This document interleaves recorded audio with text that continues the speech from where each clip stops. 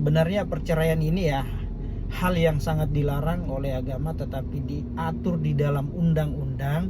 Maka dari itu kalau bisa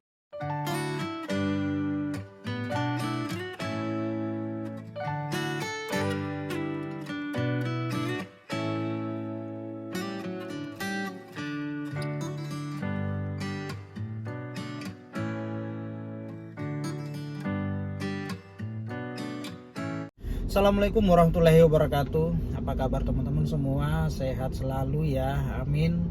Sahabat Islam Lau, semoga yang sedang menyaksikan video ini selalu dalam lindungan Tuhan yang Maha Kuasa, amin. Nah, segmen kali ini atau video pada kesempatan ini saya masih membahas mengenai perkawinan part 3. Kalau kemarin pembahasannya itu sah atau tidak, atau bagaimana kekuatan hukum perceraian di luar dari pengadilan. Nah, pada kesempatan ini saya bahas mengenai alasan-alasan diajukannya perceraian ke pengadilan, teman-teman. Mau tahu apa alasan-alasannya? Oke, tetap saksikan video ini ya. Nah, teman-teman, perceraian ini suatu perbuatan yang dilarang oleh agama, namun diatur di dalam undang-undang ya.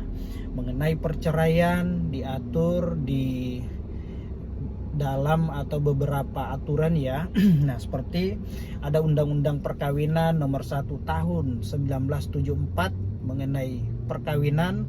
Lalu kemudian ada Peraturan Pemerintah nomor 9 tahun 1975 mengenai pelaksanaan undang-undang perkawinan, dan juga ada diatur di kompilasi hukum Islam atau KHI. Nah, bagi yang beragama muslim ya, pedomannya atau dia mengikuti aturan KHI ya, kompilasi hukum Islam ya.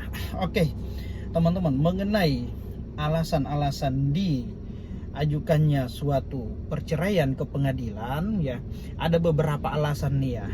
Seperti misalkan alasan yaitu salah satu pihak, entah itu suami maupun istri, melakukan perbuatan zina, melakukan perjudian, menjadi pemabuk yang sukar disembuhkan. Artinya ya, salah satu pihak ini, entah itu suami maupun istri ya, sudah sering atau berulang-ulang kali ditegur, terus kemudian sudah diperingatkan, bahkan mungkin pernah ditangkap oleh pihak yang berwenang. Nah, setelah dia keluar bebas, bukannya malah sadar, tetapi malah makin menjadi-jadi dan mengulangi perbuatan-perbuatan tersebut. Nah, itu salah satunya. Lalu kemudian alasan yang berikutnya adalah meninggalkan pihak lain. Nah, misalkan suami ataupun istri ditinggalkan selama 2 tahun berturut-turut tanpa izin, tanpa alasan yang sah. Nah, sehingga keluarganya, anak istrinya merasa ketergantungan, tidak diberi nafkah. Nah, itu meninggalkan ya, artinya ya sudah pisah ranjang, pisah rumah selama bertahun-tahun, 2 tahun berturut-turut. Nah, itu teman-teman ya, salah satu alasannya. Nah, lalu kemudian alasan berikutnya adalah salah satu pihak atau pihak lain, entah itu suami maupun istri, dihukum 5 tahun pidana penjara. Misalkan dia telah divonis oleh pengadilan, dinyatakan sah bersalah dan dihukum, vonisnya 5 tahun ya, 5 tahun paling rendah. Maka salah satu pihak berhak mengajukan gugatan perceraian atau permohonan perceraian, karena ya, masa iya orang di dalam tahanan kurang lebih 5 tahun lamanya ya bisa memberikan nafkah atau melaksanakan kewajibannya? Tentu tidak ya. Yang di luar aja kadang nggak memberi nafkah, apalagi di dalam ya, di dalam penjara, lembaga pemasyarakatan maksudnya. Lalu kemudian alasan berikutnya itu melakukan kekerasan, melakukan KDRT ya. Kekerasan ini ya meliputi beberapa, seperti KDRT yaitu kekerasan fisik, kekerasan psikis, penelantaran rumah tangga, bahkan pelecehan seksual. Nah, itu ya, ketika salah satu pihak mengalami kekerasan tersebut ya, maka sangat beralasan hukum untuk mengajukan, untuk melakukan permohonan atau melakukan gugatan cerai. Nah, itu ya. Lalu kemudian alasan berikutnya adanya misalkan seperti penyakit ya, cacat badan, penyakit sehingga tidak bisa melaksanakan atau melakukan kewajibannya. Mungkin ya keterbatasan ya, tidak bisa melakukan atau melaksanakan kewajibannya secara maksimal, sehingga salah satu pasangannya itu mungkin melakukan upaya atau ingin pisah, sehingga dia mengajukan perceraian ke pengadilan.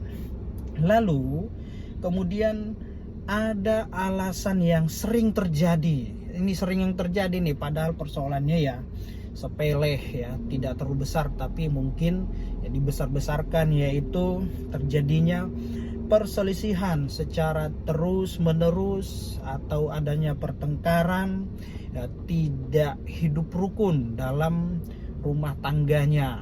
Nah, selalu berantem, selalu bertengkar, mungkin hanya persoalan sepele, mungkin hanya HP, entah itu dia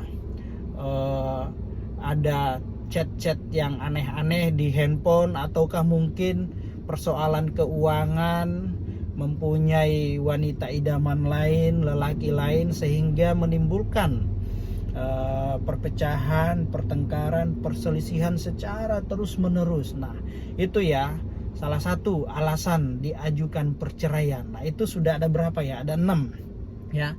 Nah, karena memang di dalam rumah tangga itu ya harus benar-benar sabar menjalani kehidupan rumah tangga. Persoalan-persoalan kecil ya jangan dibesar-besarkan.